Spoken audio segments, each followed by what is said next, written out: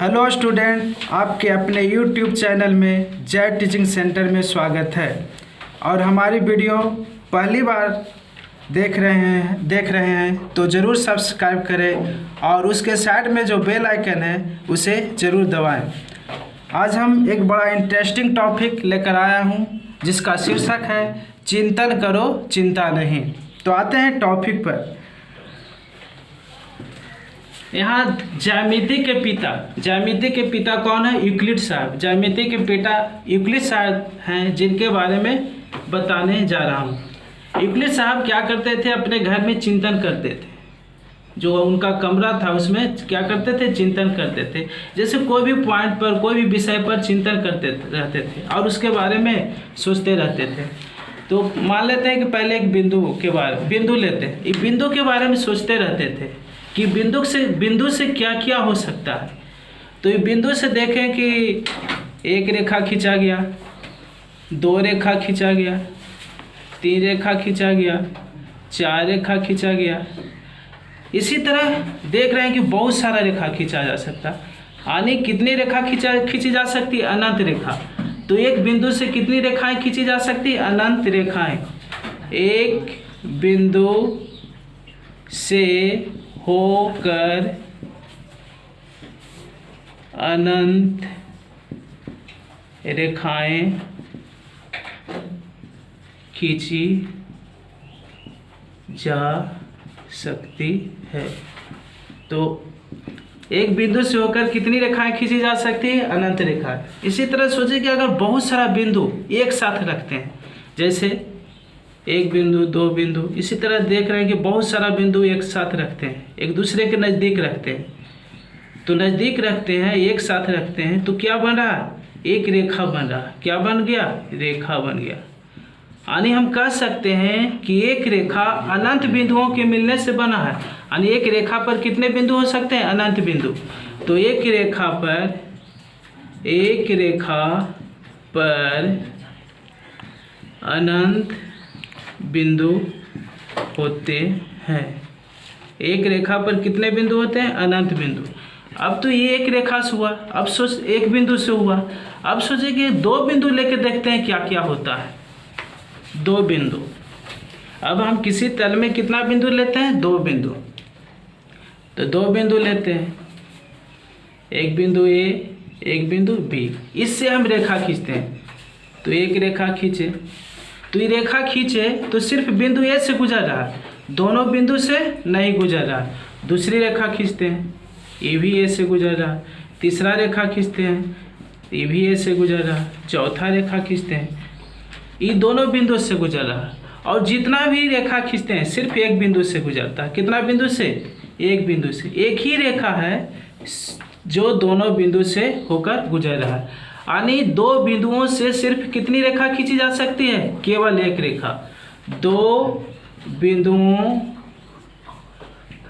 से होकर एक और केवल एक रेखा खींची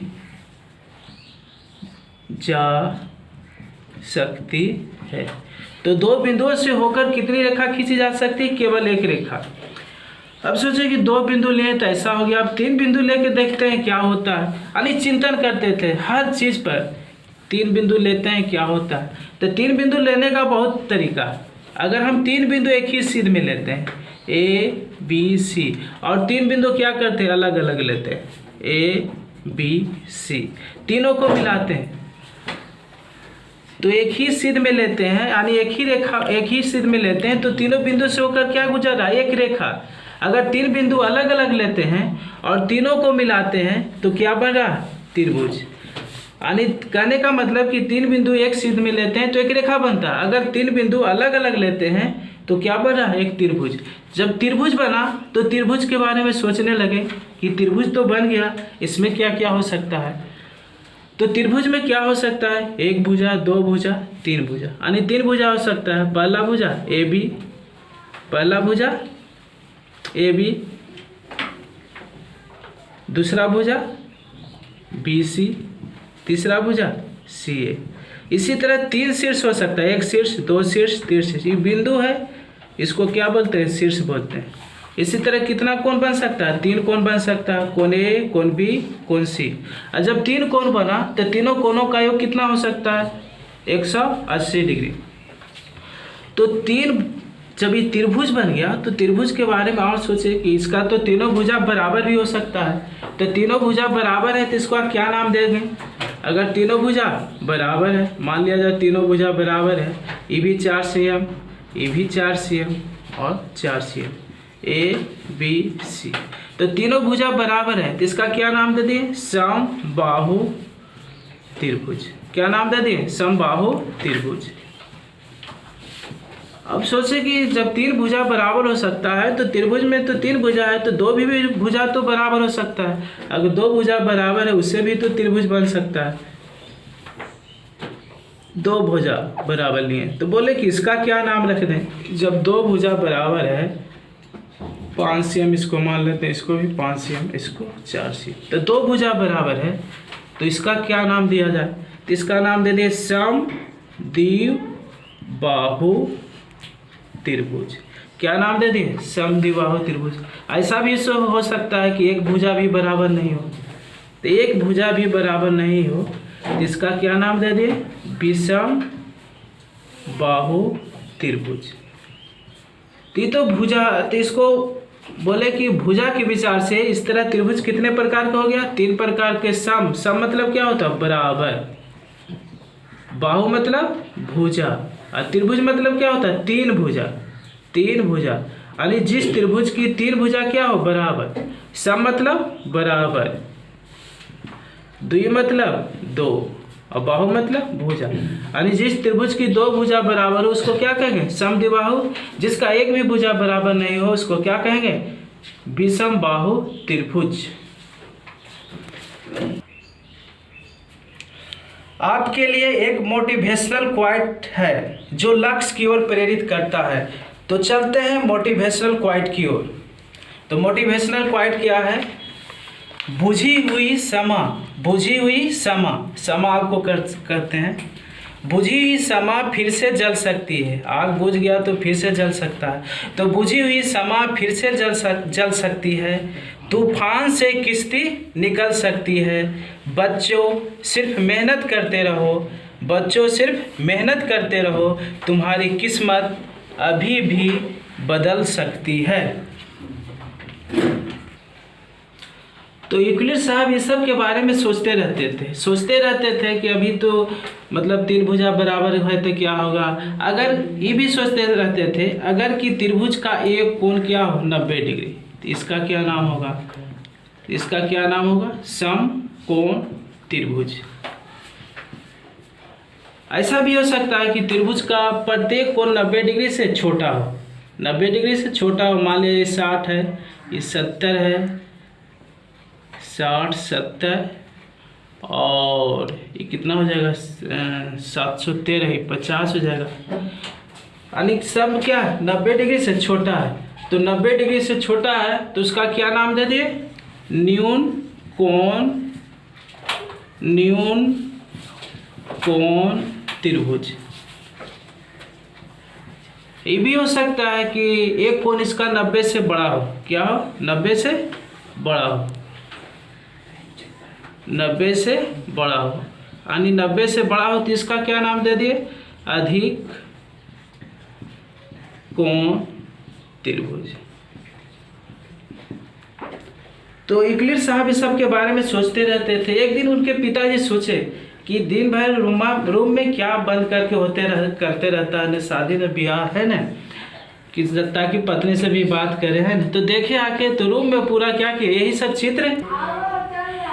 तो यूक्लिड साहब क्या किया कि मतलब जाके रूम में देखे तो इसी तरह के सब चित्र बनाए हुए थे। एक बिंदु से बहुत सारा रेखा खींचे हुए थे, है ना, त्रिभुज बनाए हुए थे। तो सोचे कि उसके पिताजी इनका दिमाग खराब हो गया है। तो उनका एक दुकान था, उनके पिताजी का एक दुकान था। तो सोचे कि चलते हैं इसको दुकान पर थोड़ा दिन के लिए बैठा देते हैं। तो सोचे कि दुकान पर थोड़ा दिन के लिए इनको क्या करते हैं, बैठा देते हैं, ताकि ग्राहक आएगा, कस्टमर आएगा तो उससे बातचीत करेगा तो क्या होगा, उसका मन बहलते रहेगा और है ना थोड़ा ध्यान हट जाएगा। तो वहाँ पर भी क्या करते थे, दुकान में खल्ली उल्ली रहता था है ना, तो वहाँ पर भी खल्ली से क्या करते थे, कभी 2 रेखा खींचे है ना, कितना रेखा खींचे, 2 रेखा खींचे। तो 2 रेखा खींचे तो इसके बारे में सोचते भी रहते थे कि अगर दोनों रेखा नहीं काटेगा तो इसका क्या नाम लिख दिए, समांतर रेखाएं। अगर 2 रेखा काटता है तो इसका क्या नाम दे दिए, प्रतिच्छेदी रेखाएं। क्या नाम दे दिए, प्रतिच्छेदी रेखाएं। क्या नाम दे दिए, प्रतिच्छेदी रेखाएं। तो उसके पिताजी देखे कि धीरे धीरे जो भी कस्टमर जाता था तो उसको बोलते थे कि हटो अभी थोड़ा देर के बाद में आना। धीरे धीरे उनका दुकान भी क्या हुआ, ठप हो गया। तो उनके पिताजी सोचे कि निकम्मा है, इसको हटा देते हैं, जे मन में आवेगा आप करेगा है ना। तो अब यूक्लिड साहब सोचे कि हम जो इतना रिसर्च कर लिए है ना, अगर जो हम इतना रिसर्च किए मेहनत से, अगर कोई दूसरा कोई नहीं जानेगा तो मेरा क्या होगा, ये रिसर्च किया हुआ है मेहनत क्या होगा, बेकार चला जाएगा। तो बेकार चला जाएगा। तो पहले तो लोग पढ़ने में इंटरेस्ट नहीं करते थे, तो क्या सोचे कि उस बच्चा को लोभ देते हैं, तो बोले कि आवो सबको ओबोल देंगे। क्या देंगे, ओबोल। यूनानी भाषा में ओबोल को क्या कहते हैं, मतलब सिक्का को ओबोल कहते हैं। ओबोल यूनानी भाषा है जिसको सिक्का बोलते हैं। क्या बोलते हैं, सिक्का। यानी सभी को बोले कि ओबोल देंगे यानी सिक्का देंगे। तो उसी लोभ से बच्चा आता था, बैठता था। अब वो अपना जो रिसर्च किए थे, जो भी मतलब खोज किए थे उसको बताते थे। तो एक बच्चा उसमें समझ में नहीं आया तो खड़ा होकर बोला कि सर ये क्या है, ऐसे नहीं समझ में आया। जब वो बच्चा क्वेश्चन किया तो यूक्लिड्स बहुत खुश हुए और बोले कि हम जो बोलते हैं वो हमारी बातों को सब बच्चा ध्यान से सुनता है और नहीं समझता है तो हमसे प्रश्न पूछता है। तो हमें सभी बच्चों से यही आग्रह है कि आप भी स्कूल में जाइए, पढ़िए। अगर नहीं समझ में आता है तो बेफिक्र होकर अपने शिक्षक से क्वेश्चन कीजिए कि हमको नहीं समझ में आता है, तभी आप आगे बढ़िएगा, है ना। इसी के साथ हम अपना वीडियो समाप्त करते हैं।